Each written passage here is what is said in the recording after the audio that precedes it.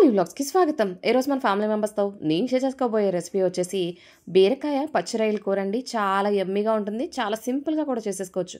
దానికంటే ముందర ఒక్కొక్కసారి మనం రొయ్యలు ఎక్కువగా తెచ్చుకుంటే ఫ్రిడ్జ్లో అలా స్టోర్ చేసేస్తాం, కానీ తీరా మనం వండే టైంకి అవి చప్పగా అంత టేస్టీగా ఉండవు. అలాంటప్పుడు ఏం చేయాలో, మనం రొయ్యల్ని ఎలా స్టోర్ చేసుకుంటే ఫ్రెష్గా ఉంటాయో అన్న విధానాన్ని కూడా మీకు చూపిస్తున్నానండి. నేను ఇక్కడ కేజీన్నర రొయ్యలు అయితే తీసుకున్నాను. వాటిని శుభ్రం చేసేసి పక్కన పెట్టేసుకున్నాను. ఇప్పుడు స్టవ్ వెలిగించుకుని ప్యాన్ పెట్టుకుని అందులోని మనం ముందుగా శుభ్రం చేసి పెట్టుకున్న కేజీన్నర రొయ్యలు వేసేసుకుని హై ఫ్లేమ్లో మాత్రమే ఉంచుదాం. హై ఫ్లేమ్లో మాత్రమే ఉడకనివ్వాలండి వాటిని. ఇప్పుడు అందులోని ఒక అర స్పూను పసుపు వేసేసి ఒకసారి మిక్స్ చేసుకుందాం. మీలో ఎవరైనా కొత్తగా వ్యూ చేస్తుంటే లైక్ చేయండి, షేర్ చేయండి, సబ్స్క్రైబ్ చేసుకోండి, పక్కనే ఉన్న బెల్ ఐకాన్ని నొక్కండి. చూడండి, ఇలా మిక్స్ చేసేసిన తర్వాత మనం ఒక 10 మినిట్స్ అలా వదిలేసామంటే కనుక రొయ్యల్లోంచి అయితే వాటర్ పైకి అలా వచ్చేస్తూ ఉంటుందండి. చూడండి, ఇలా వాటర్ పైకి అంతా వచ్చేస్తుంది. రొయ్యల్లో వాటర్ మొత్తం పైకి వచ్చేస్తుంది. అలాగే వదిలేసామంటే వాటర్ అనేది ఇంకిపోవడం జరుగుతుంది. అంటే కొద్దిగా వాటర్ కన్సిస్టెన్సీ అయితే మళ్ళీ తగ్గుతూ ఉంటుంది. మధ్య మధ్యలో మనం కలుపుకుంటూ అడుగు అంటకుండా మనం కలుపుతున్నాం, అంతేనండి. చూడండి, రొయ్యల్లో నీరైతే కొద్దిగా తగ్గింది కదా, ఇంకొద్దిగా ఉంది. ఇంకొక 2 మినిట్స్లో మొత్తం వాటర్ అన్నీ పోతాయి అనే టైంకి మనం ఒక 2 స్పూన్ల లేదా రుచికి సరిపడగా సాల్ట్ అయితే వేసేసుకుని ఇంకొకసారి మిక్స్ చేసుకుందాం.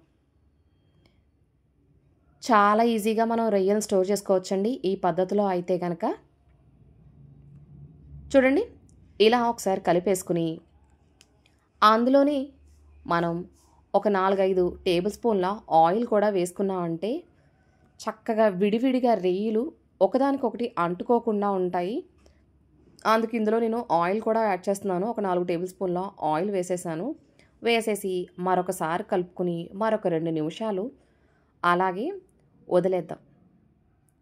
చూడండి, అడుగు అంటేస్తుంది కదా, అంటే రొయ్యల్లో వాటర్ కన్సిస్టెన్సీ అన్నది అస్సలు లేదు అని అర్థం. ఇక్కడ నేను నాన్ స్టిక్ ప్యాన్ యూజ్ చేయట్లేదు, అది మీరు కొంచెం గమనించండి.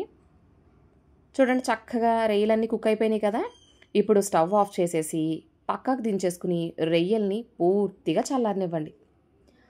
పూర్తిగా చల్లారిన తర్వాత వాటిని ఒక 8 కంటైనర్లో అయితే స్టోర్ చేసుకుంటాం. ఎక్కడ కూడా తడి అనేది ఉండకూడదండి. చూడండి, ఇలా ఒక కంటైనర్ తీసుకుని రొయ్యలన్నీ అందులో వేసేసుకుందాం. 2 కంటైనర్స్లో అయితే నేను స్టోర్ చేసుకున్నాను రొయ్యలను. అయితేని నాకు ఎప్పుడు కావాలితే అప్పుడు యూజ్ చేసుకుంటానికి బాగుంటుందని చెప్పేసి ఇప్పుడు వీటిని పక్కన పెట్టేసుకుందాం. మూత పెట్టేసి ఫ్రిడ్జ్లో పెట్టేసుకున్నానండి. ఒక బాటిల్ అయితే ఒక బాటిల్ బయటే ఉంచేసాను. చూడండి, మనం ఇలా స్టోర్ చేసుకుంటే ఎప్పుడు కావాలితే అప్పుడు చక్కగా రొయ్యలు కూర అయితే వండేసుకోవచ్చు. నాన్ వెజ్ ప్రియులకి ఇది బాగా నచ్చుతుంది.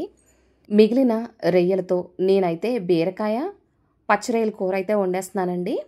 ఒక 2 డేస్ అయింది. ఈలోపు నేను బిర్యానీ కూడా చేసేసాను. సో తర్వాత ఒక 2 డేస్ తర్వాత బీరకాయ పచ్చి రొయ్యల కూర అయితే వండేస్తున్నాను. ముందుగా స్టవ్ వెలిగించుకుని ప్యాన్ పెట్టుకుని అందులో 4 స్పూన్ల ఆయిల్ వేసుకున్నాను. 3 ఉల్లిపాయలు మీడియం సైజు తీసుకుని చిన్నగా కట్ చేసుకున్నాను. వాటిని వేసేసి అందులోనే ఒక 4 పచ్చిమిరపకాయలు స్లైసెస్ కింద చేసుకుని వేసుకున్నాను. ఇవి లైట్ గోల్డెన్ కలర్ వచ్చేదాకా అయితే మనం ఫ్రై చేసుకుందాము. లైట్ గోల్డెన్ కలర్ వచ్చేసిన తర్వాత నేను ముందుగానే ఒక 1/2 కేజీ బీరకాయలు అయితే తీసుకుని పైన చెక్కు తీసేసి చిన్న చిన్న ముక్కల కింద అయితే తీసుకున్నానండి. బాగా చిన్న ముక్కలు వద్దు, కొంచెం నేను చూపిస్తున్న సైజ్ అయితే కరెక్ట్గా సరిపోతాయి. ఈ కన్సిస్టెన్సీలో ముక్కలు కట్ చేసుకున్నాం కదా, ఈ ముక్కల్ని ఆ ఉల్లిపాయ పచ్చిమిరపకాయల్లో వేసేసి ఒక్క 2 నిమిషాలు వేగనిద్దామండి. 2 నిమిషాలు. ఆల్రెడీ బీరకాయల్లో నీరు ఉంటుంది కాబట్టి చాలా త్వరగా కుక్ అయిపోతాయి. మూత పెట్టేసి ఒక 2 నిమిషాలు ఉడకనిద్దాం. 2 నిమిషాల తర్వాత మూత ఓపెన్ చేసి చూస్తే ఇలా ఉంది. చక్కగా కుక్ అయినాయి కదండి. ఇప్పుడు అందులోని మనం ముందుగా ఫ్రై చేసి పెట్టుకున్న రొయ్యలు ఉన్నాయి కదా, ఆ రొయ్యల్ని కూడా వేసేసుకుందాము. మనకి ఎన్ని కావాలితే అన్ని వేసుకోండి. నేను ఇక్కడ ఒక 1/2 కేజీ ఉంటాయి, అంత అయితే వేసుకున్నాను. అందులోనే ఒక 1/2 స్పూన్ పసుపు, 2 టేబుల్ స్పూన్ల కారం వేసుకున్నాను. నాన్ వెజ్ ఐటెంలో ఎప్పుడు కూడా కారం ఎక్కువ ఉంటేనే బాగుంటుంది. లేదా మీ రుచికి సరిపడగా మీరు కారాన్ని అయితే వేసేసుకుని ఒక్క నిమిషం ఫ్రై చేసుకోండి. ఫ్రై చేసుకున్న తర్వాత ఒక చిన్ని గ్లాసుడు నీళ్ళు అయితే పోసుకుందాము. ఆల్రెడీ బీరకాయలో వాటర్ ఉంటుంది కాబట్టి అందులో వాటరు, రొయ్యల్లో వాటరు మనకు సరిపోతుంది. వాటర్ పోసేసుకుని ఒక్కసారి కలుపుకుని మూత పెట్టేసి ఒక 5 నిమిషాలు ఉడకనిద్దాం. 5 నిమిషాలండి.